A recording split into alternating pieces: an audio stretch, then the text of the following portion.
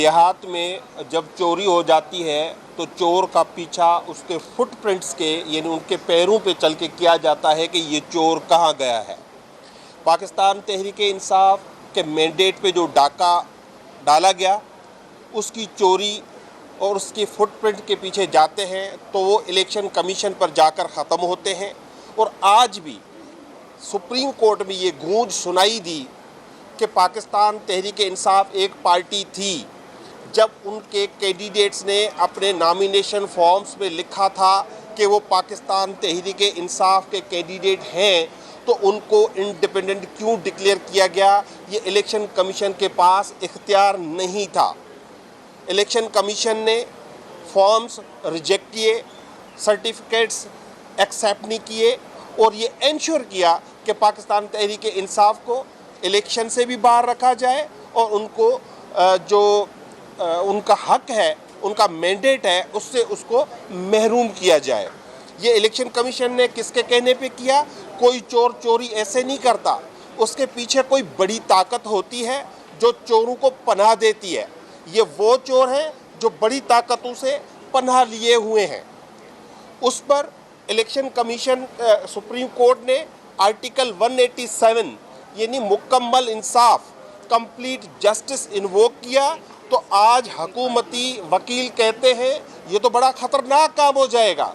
अगर पाकिस्तान की आवाम को इंसाफ मिला, अगर मुकम्मल इंसाफ हुआ तो ये बहुत ही ख़तरनाक काम हो जाएगा। ये सरकार को जो वकील रिप्रेजेंट कर रहे हैं वो सबको बता रहे हैं। आपको याद होगा इस बेंच पर पाकिस्तान तहरीक इंसाफ और SIC के वकील ने एतराज़ किया कि ये 11 रुकनी बेंच है, आप 11 जजेस हो, मिनिमम 13 जजेस होना चाहिए। लेकिन इस 11 जजेस ने ये डिक्लेयर किया कि आप हमें 13 जजेस ही समझे। अब 11 जजेस खुद कह रहे हैं बैठ के हमें 13 समझे। तो इसी तरह ही सरकारी वकील ने आज एक मौक़िफ़ इख्तियार किया कि पाकिस्तान तहरीक इंसाफ कोर्ट के सामने नहीं थी।